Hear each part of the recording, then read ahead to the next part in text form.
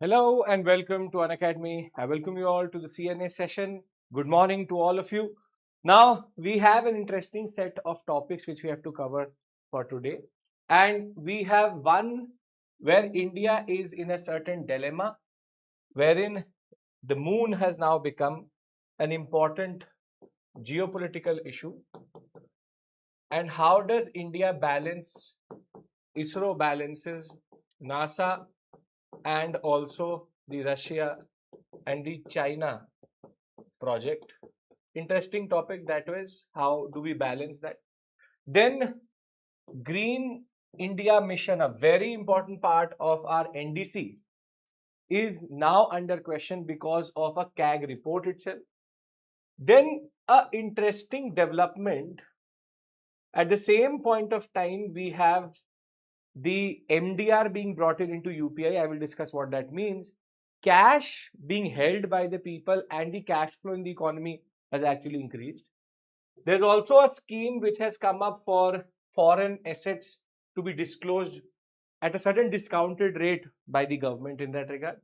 And then from PIB, this is a very important article because as a UPSC aspirant, we generally need a lot of data to show development, to show overall concepts.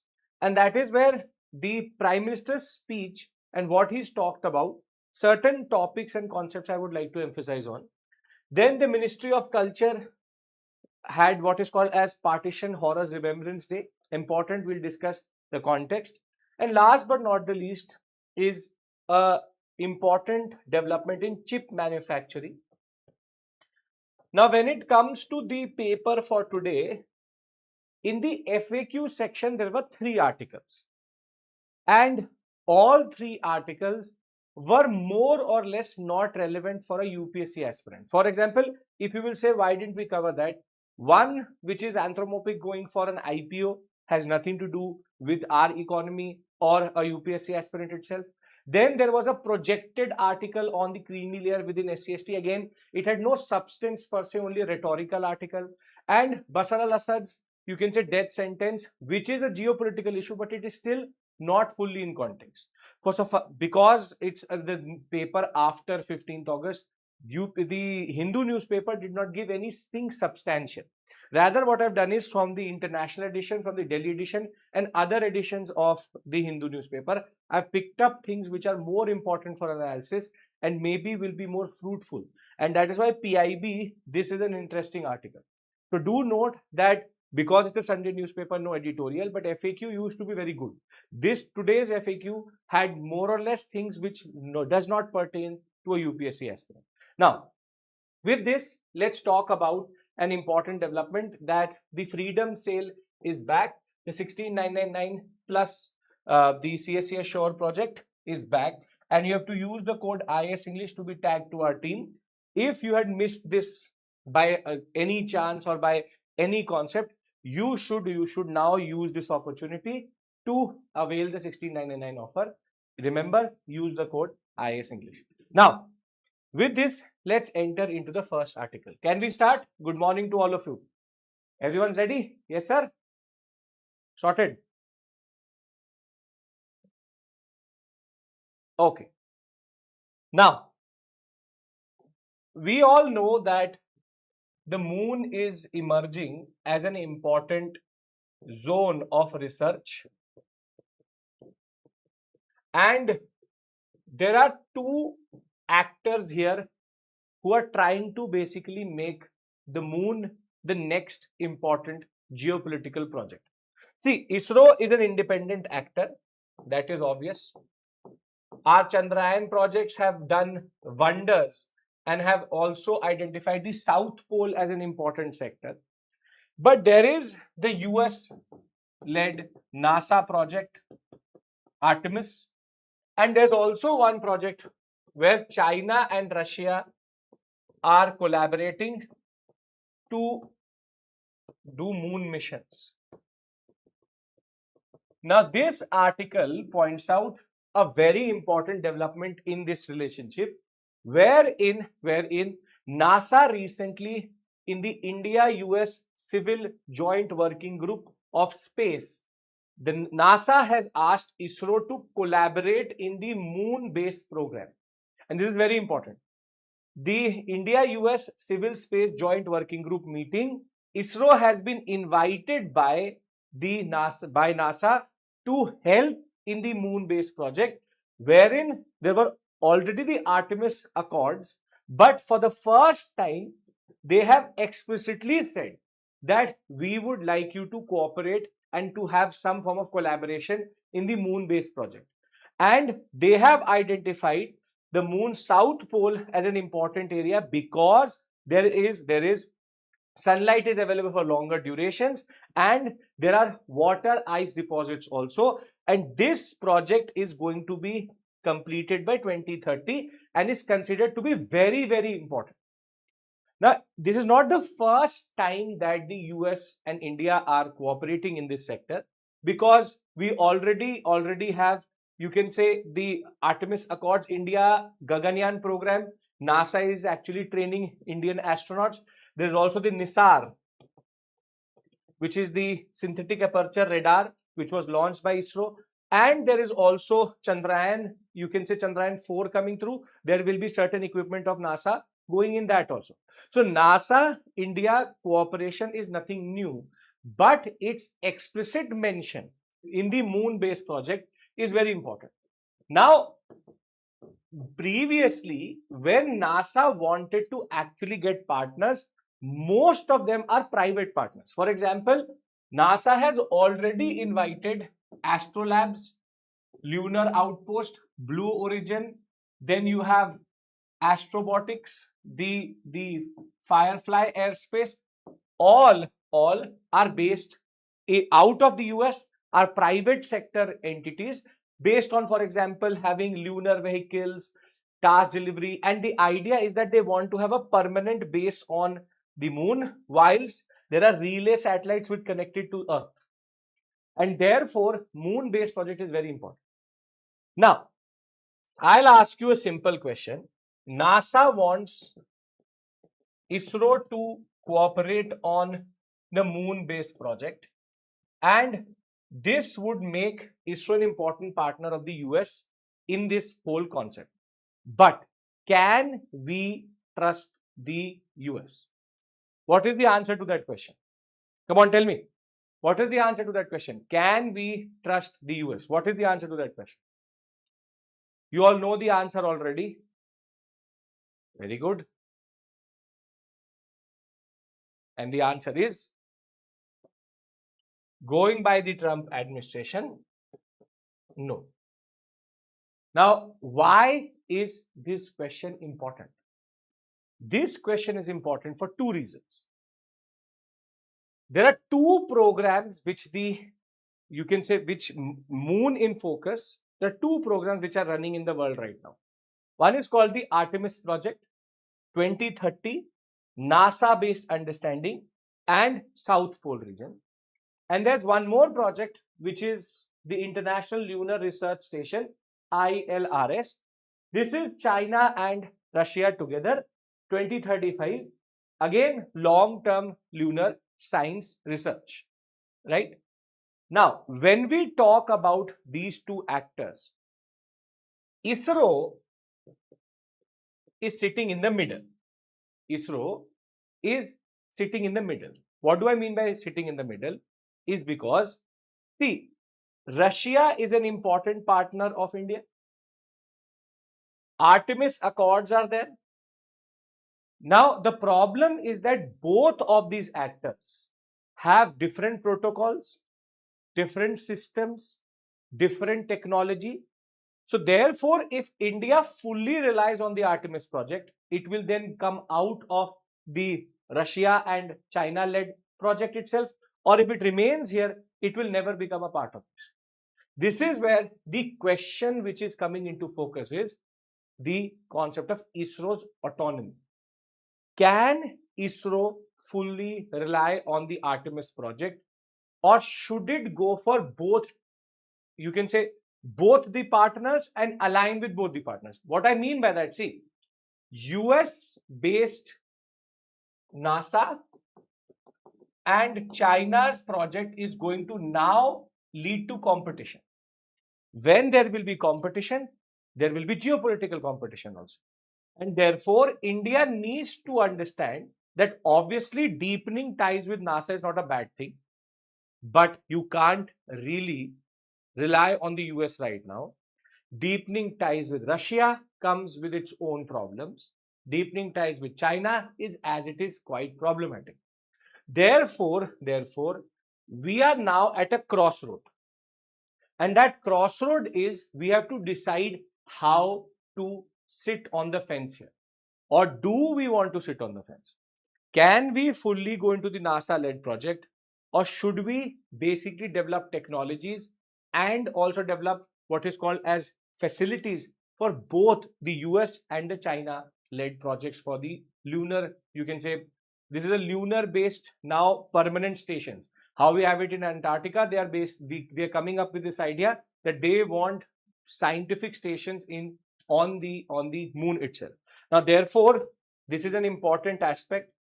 And the core issue is of the autonomy of ISRO. So let's try to understand it in the context. ISRO, one is the Artemis project, NASA,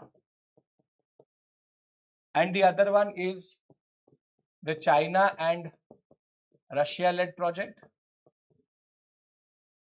The question is, where do we lean? Do we go full Artemis or do we go full China or Russia? And that is why, because the frameworks are very different, because the timeline is also very different. There are 50 plus countries here, sustainable human presence, and 2030. Here, the deadline is 2035. 17 countries, 150 plus institute, lunar research. The question is the dilemma. How do we actually balance both these fronts? Whilst we have opportunities, NASA is a very important partner for us generally. At the same point of time, the challenge would be, how do we balance the rivalry between the US and China in this?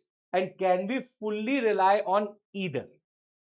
And this is a decision which the government of India has to take as a conscious effort and understanding. If the government of India does not take a call how it wants to go forward, it can't be in both. That is a given. It cannot be in both. ISRO has to take a call. Where does it want to be?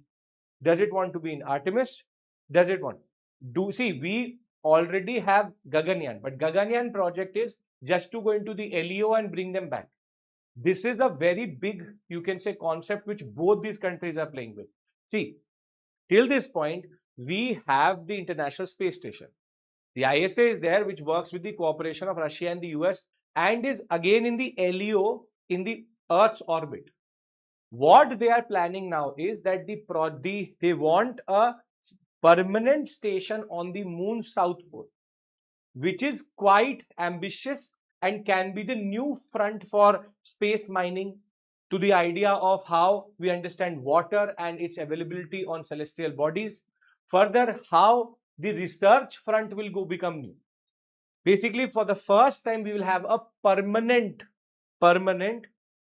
research station other than the Earth. And that is why this project could shape the landscape of minerals and also science and technology for the next century itself. So therefore, we have to understand, where do we sit? Should it be the NASA-led project or should it be the China-led project? And if we want to balance, is it actually possible to balance? So this topic is more about questions. Where does our strategic autonomy take us? Can ISRO actually do the balancing act, or will it not be possible only? That is a very important question you have to understand. Right? Okay. So, how can a question come in the examination? GS paper, this is a GS paper 3 led topic. GS paper 3, you can get a question, for example, the moon is the new horizon of scientific research. Discuss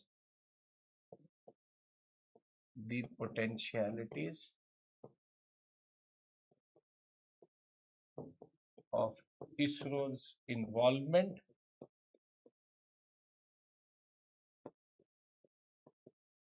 in the future lunar missions.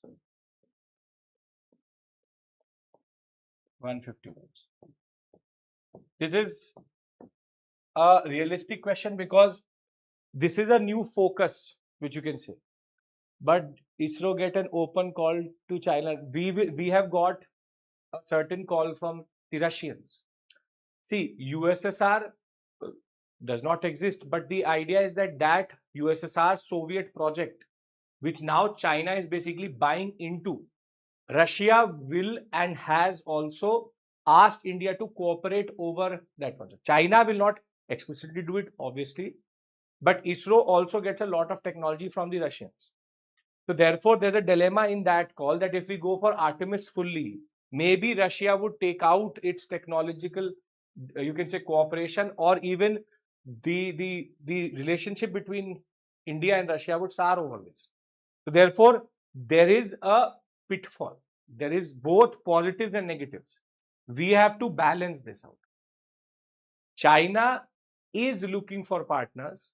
Indian institutes are involved, but our connection with Russia is much stronger than with the US, right? Okay. Now, the second topic is a very interesting but a problematic one also. The Comptroller and Auditor General of India recently audited the Green India Mission. Now, for anybody who does not know what the Green India Mission is, launched in 2014, it was for protecting, restoring and making the forest cover of India better. It is part of the National Action Plan on Climate Change, and it has a lot of aspects inside it. For example, biodiversity, water and carbon sequestration, which is carbon capture.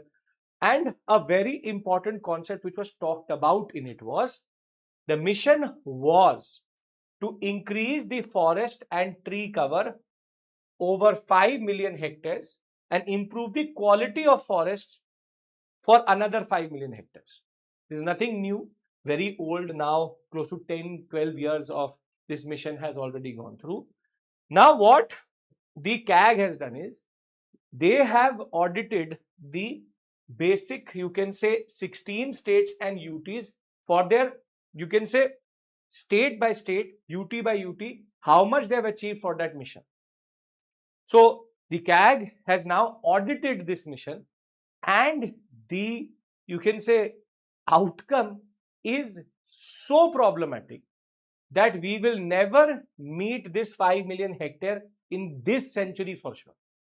Because when the CAG audited the, you can say, outcomes of Green India Mission, because of inadequate funding, poor coordination, poor monitoring, the mission is off by 91 and 97%. Meaning, when the audit report says that when it comes to quality of forest cover, 1.4 million hectares was actually taken into account, not even 5 million hectares. In the first phase, only 1.4 million hectares was taken into consideration. 0.11384 hectares has actually been enhanced. At the same point of time, the increase in forest cover recorded was 0.03409% million hectares, which is 97% shortfall. So we have achieved 8% and 3% since 2014. Since 2014. This is for improvement in quality. This is for new, what is called as forest cover. And this is so problematic because we were talking about 2030, 2047. At this rate, we will not even do it in by 3000. Because we are talking about 1.4 million hectares. What has been talked about in the NDC is 5 million hectares. This number is still looking good because it is out of 1.5 or 1.4 million hectares. So, though when we talk about the shortfall, it is huge. It is huge. 91% and 97% of the first phase of 1.4 million hectares. Now, once we have established that, we need to know the reasons. Why? Now, to that, the CAG has argued that there is insufficient funding, no internal coordination between missions, and there is actually no internal coordination of this mission with CAMPA. CAMPA is basically compensatory afforestation mission. And CAMPA is doing some form of afforestation in some other area, whilst the improvement of forest is not even happening. Therefore, 10,600 crores was proposed, 2,000 crores has been approved, out of which 1149 crores has come through, but the 13th Finance Commission gave 400 crores, 10,000 crores, close to 2,000 crores has actually come. And therefore, in the 8 states and UTs did not maintain an annual record of how much money was actually even pushed through. And that is where the whole story becomes very clear. 1.4 million hectares we had planned, 0.1 has been met. 1.4 million hectares we had planned, 0.03 has met when it comes to increase and improvement. Proposed budget was 10,000 crores. 2,000 crores was given by the cabinet. 13th Finance Commission gave 2,400 crores. Most of the states are not even maintaining annual record. It is very clear that this project is actually in a wrong zone altogether. It is in a proper crisis right now. Proper crisis. From what has been proposed to what has been given to what has been utilized, this mission is only on paper. It is literally on paper. Because we are not serious about even achieving 1% of this mission. 0.1% and 0.03%. So imagine we will obviously automatically miss our NDC. We are talking about being extremely, you can say, serious about climate change across every sector. We are saying that we will be the leading developers in what we call as solar technology. We will be better in, you can say, making our NDCs come through. And this is the state of affairs.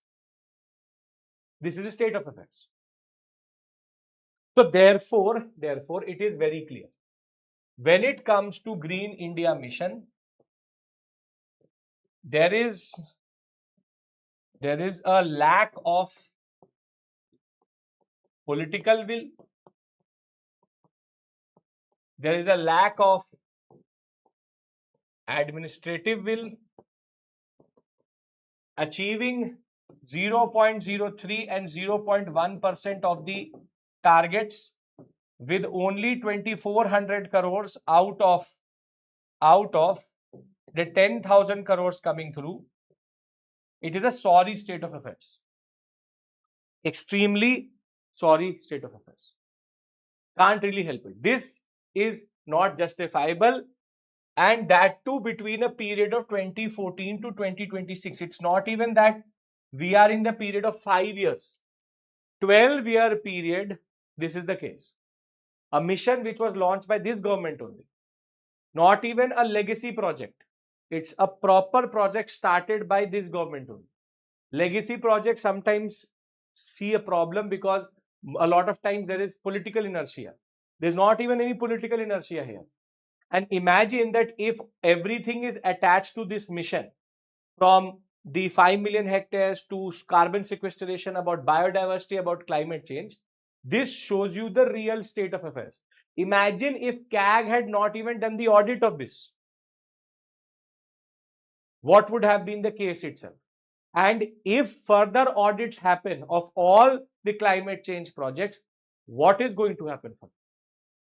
So this is not a topic which gives you a way forward or something as a solution. It identifies a problem. And that problem is that when it comes to climate change and our political will to do something about it, it is quite problematic.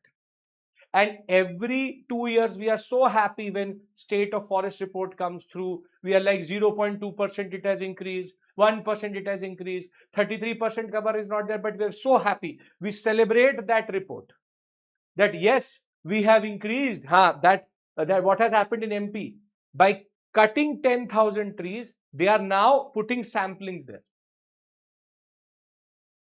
Samplings are being pushed for new trees after cutting 10,000 trees. That too, this also brings into focus what we discussed yesterday. We discussed about the Great Nicobar project. Imagine what is going to happen there. Imagine when there is so much corruption that we cannot use 1100 crores properly, a 20,000 crore project in an area where you and me can't go also, it will become so problematic for the allocation to be in the right sector with deforestation and compensatory and the Campa law, which is compensatory afforestation. The problem is it says cut the forests in Nicobar and plant forests in MP. That is not compensatory afforestation. You are cutting tropical forests and creating deciduous forests. That is the problem here. That is the cost of product. This is pure scam. Imagine that if I change this from 1.4 million to 5 million, it will become 0.001% and 0.00001%. So it is quite problematic, and this is something which you can point out as a way of a critically analyzed answer that the recent CAG report pointed out. Now, because we are UPSC aspirants, we have to talk about way forward. There's no other option which we have. So when we talk about way forward, obviously it has to be the audit should be done for other projects also. There should be, you can say, government dashboards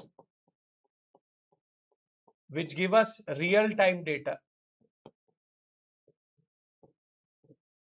Remote sensing techniques and the ISRO should be involved to monitor.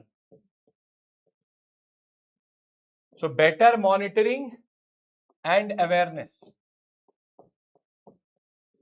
will help us achieve these targets better. Right? Now, from one paradoxical topic to another one, which is something which is again going to become problematic very soon. You must have heard of a bill which has recently been passed by the parliament about adding an MDR, merchant discount rate, on UPI transactions. What does this mean? Is that, for example, you and me, when we use any phone pay, Google Pay, whatever you use, when we actually use UPI, be it 200 rupees, be it 2 rupees, be it 10 rupees, or be it 2 lakh rupees, that not more than 1 lakh as it is, you can send 1 lakh or 10,000 or 1 rupee, you do it free of cost. Meaning there is nothing which you are paying over and above as a certain fee. Do the same thing. For example, do an IMPS from an app of a bank to another bank. They will take 5-6 rupees on that. There's a charge that is called merchant discount rate, a certain charge. Now UPI is basically free. Therefore, neither as Google Pay, Phone Pay, Paytm, they actually don't gain anything. And whatever is paid, it is waived off by the government right now.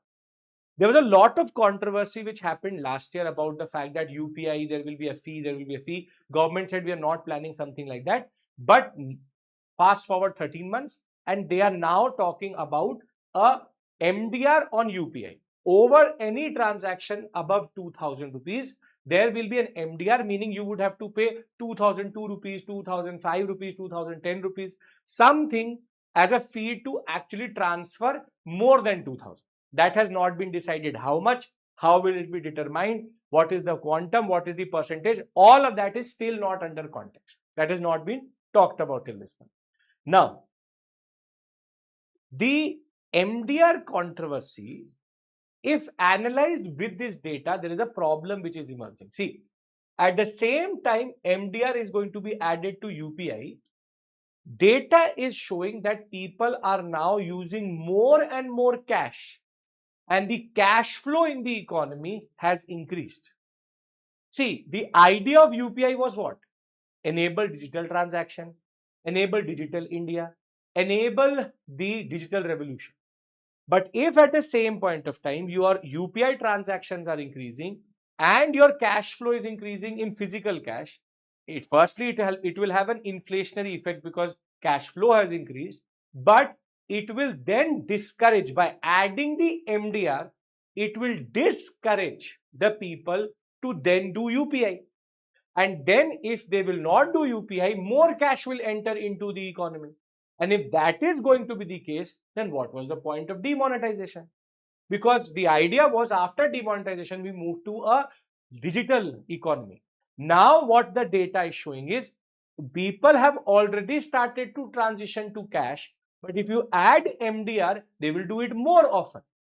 And therefore, at the same point of time where the government is talking about having a charge on UPI transactions, the cash flow and the growth of cash, physical cash in the economy is increasing, and the margin between the two is reducing faster than what we thought. And this bill therefore has to be taken into correct context. See, what this data shows is that growth in cash with public, 14.5% in 2019-2020, goes to as low as 4%, but in 2026-27, it has reached 12.9% already.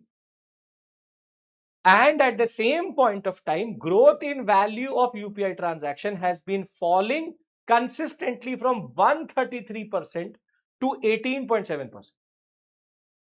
So you can see that the increase in cash is also being matched by lower UPI transactions. Obviously, this 133% is because it is directly after the demonetization and COVID shock. Both take into account the COVID shock. But the point is very simple, that now people are holding more money with them. They are holding more money with them.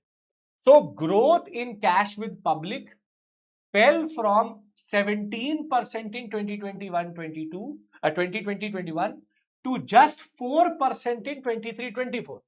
Now from 4% it has reached till 13% in that regard. At the same point of time, the cash held by the public is at 41.8 lakh crores, which is 13% higher year on year. Over and above that, UPI transactions are degrowing when it comes to the value of growth in it. But digital transactions still remain strong. Now, this is where you have this data. Obviously, you can't learn this data, understand the overall trend. Look at the data. 2019-20, 133% increase. 2021, 17% increase, 95% increase. Now you can see here, it will slow down, but again catch up. In 2021-22, 105% increase, meaning in the number of transactions which are happening. UPI transaction value, right? Value we are talking about, right? Then 22-23, growth moderate. But 23, 24, 25, 4, 6, 12, 13. Now you see how they are catching each other. This is the problem. that after 23, there is a shift towards increase in cash in hand. This 2019 to 23, it was a UPI transaction world. Now, this has reversed to the idea cash with public is increasing. And therefore, now what is the implication of this? When we talk about UPI versus cash, from 2019 to 2023, UPI value was much higher to cash in hand of the public. From 2023 to 2026, there is a reversal of this whole concept, and from 4% to 18% to 13% now, there is an increase in cash with public. Now, firstly, this is not a good trend for the economy generally, because when there is too much cash in the economy, it will lead to an inflationary effect. But at the same point of time, if MDR is brought in UPI transaction, then what is going to happen is maybe this 13 and 18.7%, this may reverse and the growth in people having cash becomes more. And what is actually problematic is, think of it like this. See, think of it like this. Very logical thing you have to understand. They are saying that they will put MDR between 0 to 2000. In an economy which is affected by inflation, as it is, nothing comes substantially for 2000 rupees. This means that if I have to buy a fridge, if I have to buy, for example, AC, basic necessities, microwave, fridge, AC, air fryer, whatever you want to say, more or less it is above 4,000 or 5,000 rupees. Some will be 20,000-25,000 rupees. Now, if today I do a UPI transaction at Chroma, I like the fact that I'm giving 27,800, I'm giving 27,800. Now, you and me may be enlightened citizens, and we may know that MDR rate is, for example, 10% of that transaction. So, 28,000 for 27,800, it will be for 28,000 when you do it through UPI. Now, you and me know that the cost of that 200 rupees is to go to an ATM, get money, get the physical cash, which is also capped at 1 lakh rupees, and then go and give it to the merchant. Firstly, there is 3 problems in that. Firstly, ATM networks have shut down. Secondly, there is a risk of taking that money out. You can be either duped of that money, there is a risk of theft, and now more people are having more cash with them. Now, this in turn will lead to me to go and give that physical money to the merchant. In order to avoid that 200 rupees, a lot of people will do this. So now you are encouraging people to move out of digital transaction to actually going to the concept of cash and physical cash transactions. This means that you are now increasing the risk of theft, you are increasing cash flow, and you are also, remember this point, also not allowing the economy to fully transition to what is called as the digital economy. Now you have to understand there's a domino effect. Yes, the domino effect is people will be more discouraged to do bigger and bigger transactions, and the bigger transactions are the one which should actually be monitored by the government of India. So rather than putting an MDR on 0 to 2000 being exempted, you exempted above 50,000 so that people are more encouraged to do bigger transaction in UPI. You do the reverse, because 10 rupees, 15 rupees, 5 rupees, people are paying through UPI. Discourage that. Discourage paying everything from UPI, be it 0 to 10,000. But above 10,000, when there is risk, where there is chance of more corruption, and when that transaction really matters, you give exemption there, 10,000 and above. They are doing the reverse. And this data is indicative of the fact that the people have already started to transition towards cash. So what is the point? And then you don't have 2000 rupees notes in circulation. Imagine that I have to give the fees of my child in a school. Right now, I can pay that fees, for example, 80,000 just through a UPI transaction. Now people will take out 500 notes of 80,000 rupees and then go to the school, give it in physical, because for people, for 1,000, 2,000, 3,000 rupees matters.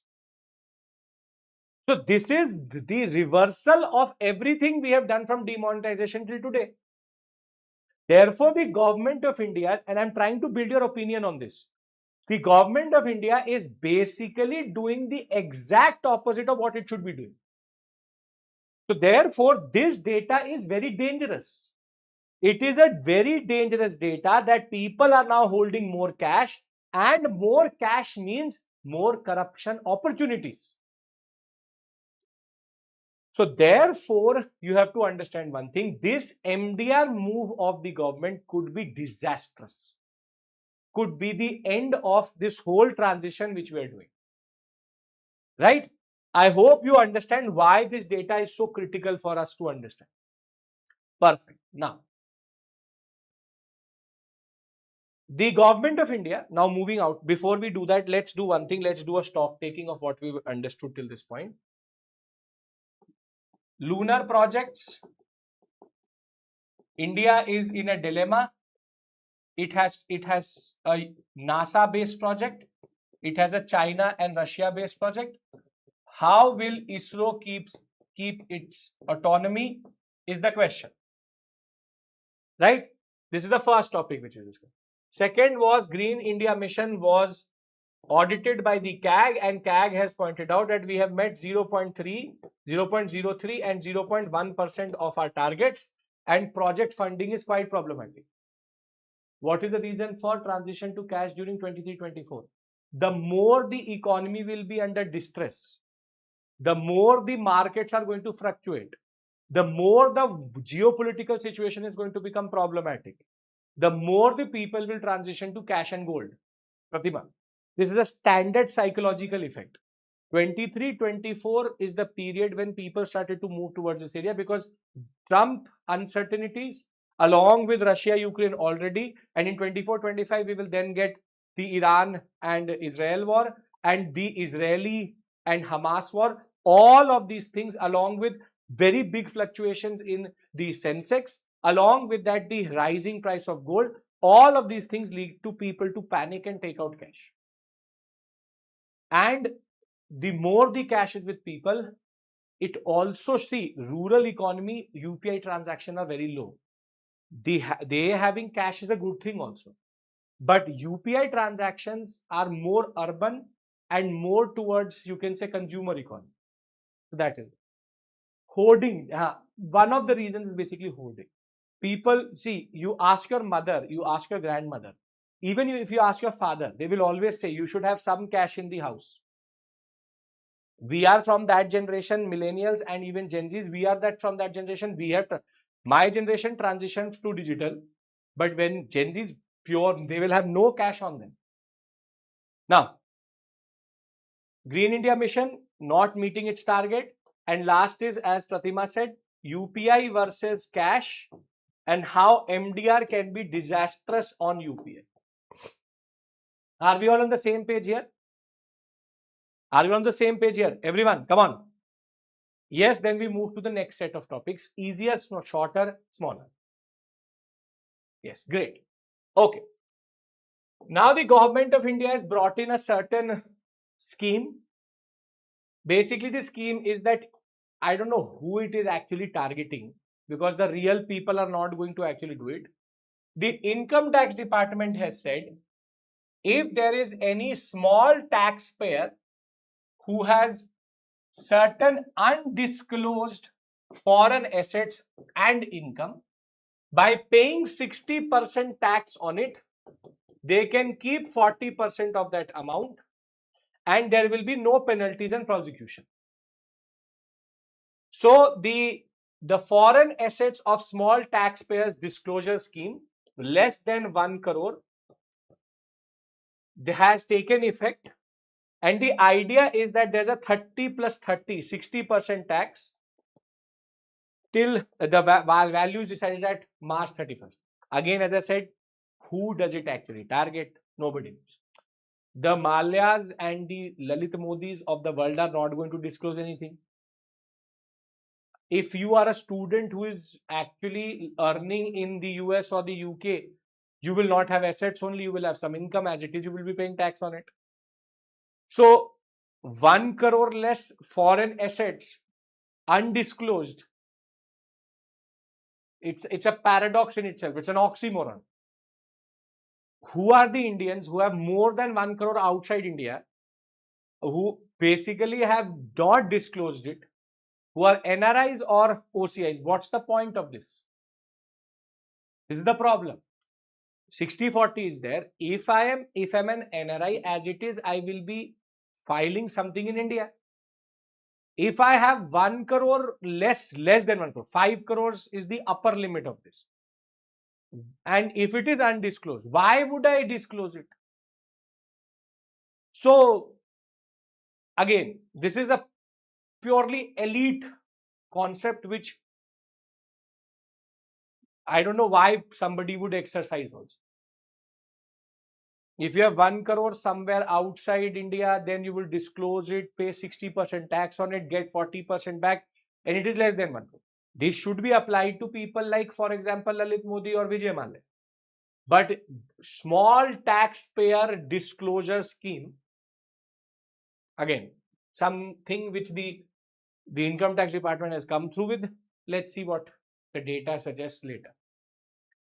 So, two things we have discussed related to the economy, the MDR crisis and undisclosed overseas holding, 30% they base, 30% penalty, effective levy 60%, deadline is 31st, young professional NRIs threshold is 1 crore and 5 crore.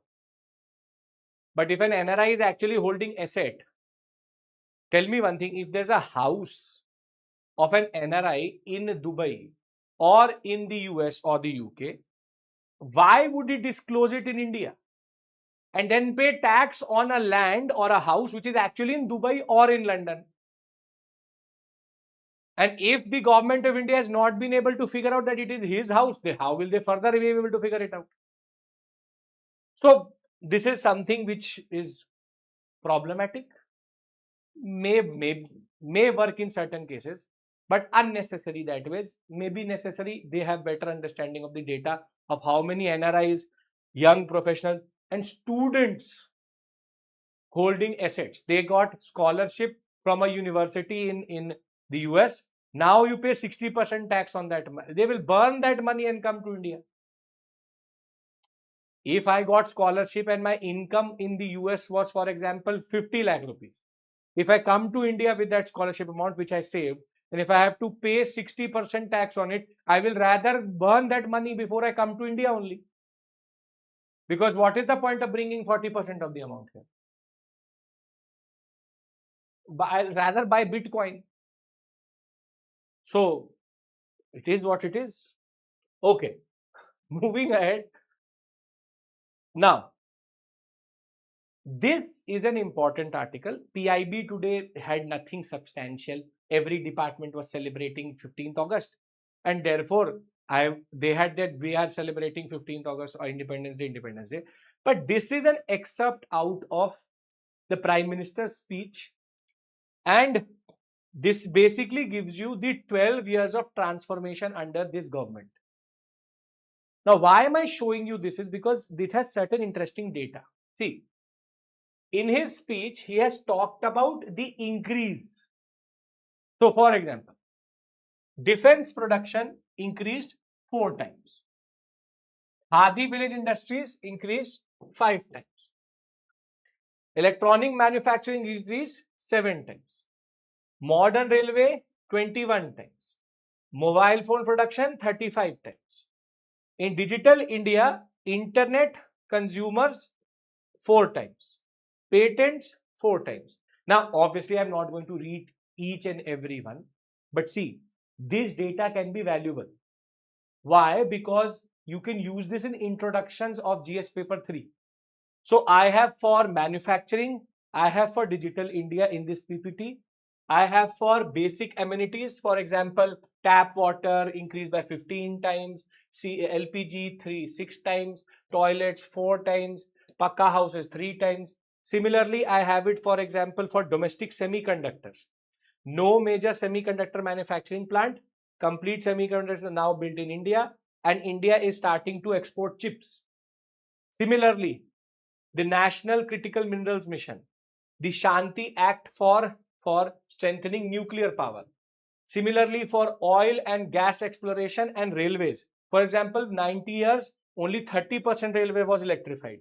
Now we are reaching near completion of electricity. What I've done is I've further made these 4 creatives for you. Use this data judiciously. It is fodder for the examination, which is 100x increase in digital transaction, 35% increase in mobile production, 21% increase in electronic manufacturing, 5x khadi, 21x increase in modern railway coach production, 4x increase in defense. Similarly, tap water connections have gone up by 15x, LPG connections have gone up by 6x, Pakka houses 3x, and toilets 4x. I am basically giving you this data so that you can use it somewhere.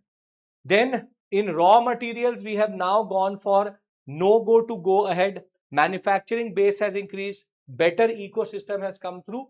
Therefore, in nuclear evolution, we have the Shanti Act, which helps for the regulation of this energy sector. You then have railway transformation for near full electrification.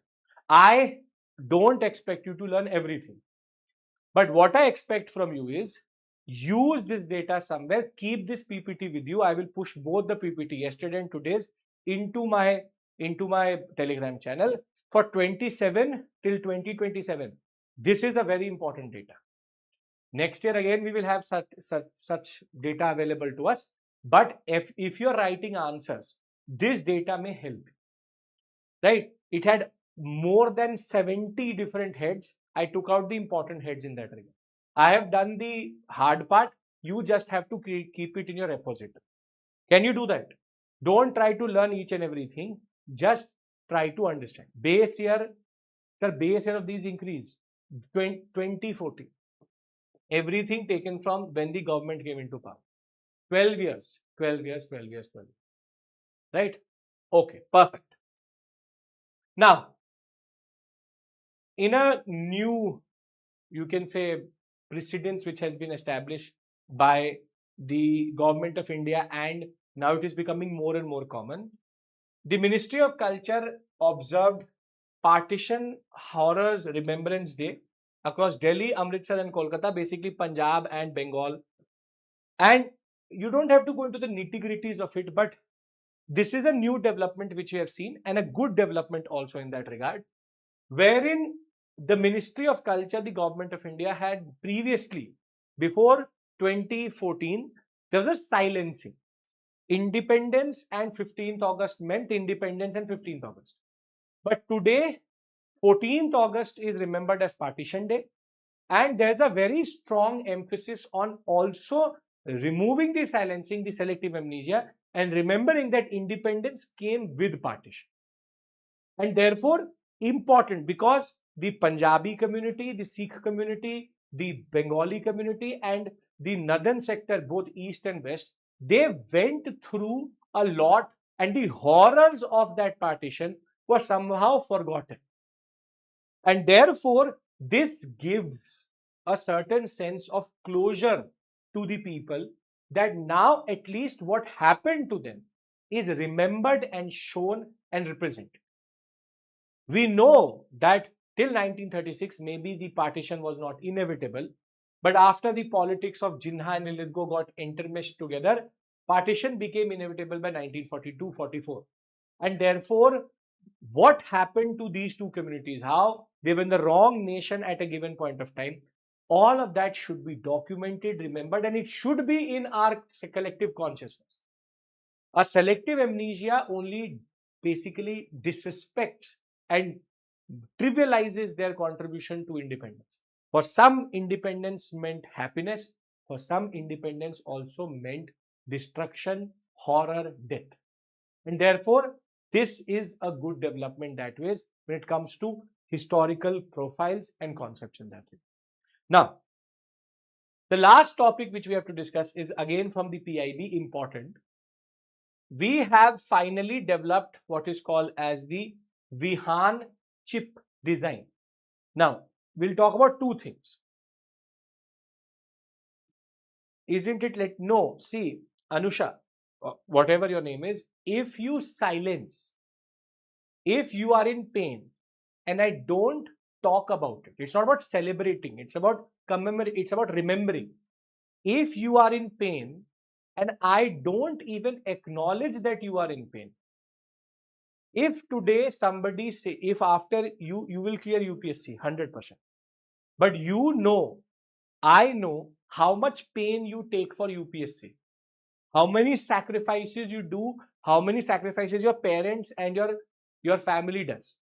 Imagine after you clear the UPSC examination, somebody comes and says to you, it was a cakewalk, you didn't have to sacrifice anything. You should celebrate this. You got it by a fluke. You will feel that your struggle was not recognized. See, imagine that people were there was genocidal violence, people died for independence and partition. By not talking about their pain, we are basically disrespecting their pain and not recognizing their contribution to Indian independence. So therefore, you have to understand, selective amnesia and selective silencing is not good, because that in turn leads to for the community to feel that they are not active citizens. Active citizenry is you have to laugh in the points of happiness, but you also have to cry with them to show that yes, you paid a price for Indian independence and we are extremely honored and we recognize that. It is unfortunate, but it should be remembered. It's not about celebration, it's about remembrance. The same way we remember who gave life in different wars. It is recognition. Now,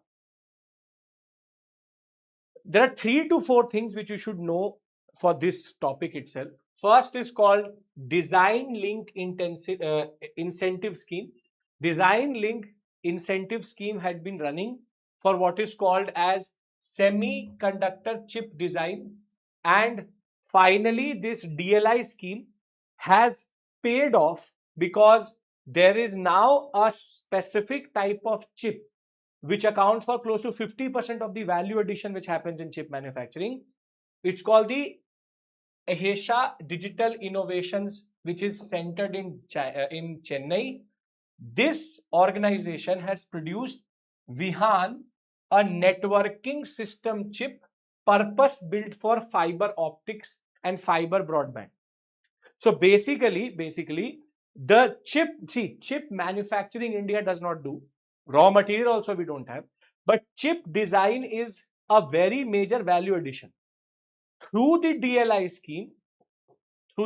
scheme and the money raised, finally India has a indigenously designed chip for fiber optics and broadband, which is a major development. When we are moving towards 5G, 6G technology, at least there's a chip which has been designed in India and therefore can allow for India's chip and semiconductor manufacturing to go forward in the right direction. Now, with this, we have finished what we have to discuss from the newspaper. As I said, FAQ section had too many topics which were useless to you as a UPSC aspirant, from Assad to the sub-categorization which was given in a rhetorical fashion to anthropomorphic going for an IPO. But what have we discussed today? Let's do a stock taking of what we have discussed today, and this will allow us to then revise everything.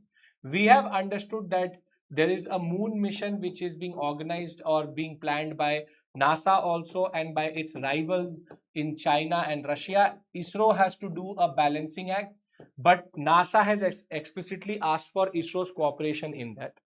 Then we discussed how the Green India mission has only achieved 0.03% and 0.1% of its intended target of 1.4 million hectares, and there is a lack of shortage of funds, and at the same point of time allocation is not happening. Even annual reports have not been given. At the same point of time, we discussed how MDR is being introduced, merchant discount rate in UPI, but the cash in hand with the people is very high as of right now, and it is increasing, and therefore MDR in UPI could be problematic in that regard. Yes, Pratima, more than enough. That is good for your learning. And then we discussed VIHAAN, a indigenously designed chip for broadband. We also discussed how partition is now coming into the focus and is now being remembered more and more, and therefore an important development. We have also discussed 12 years of development in certain sectors, which I hope you will remember in that regard. Done? Sorted? Yes, sir. No, sir. Yes, sir. Okay. So I will see you next week with CNA. Thank you. Take care. I will give you the PPTs in my Telegram channel. Use it. Keep it as a repository. I'm trying to do these multiple revision and also giving you this creatives, because you can use these creatives for your own purpose and understanding. Thank you. Take care. Bye-bye.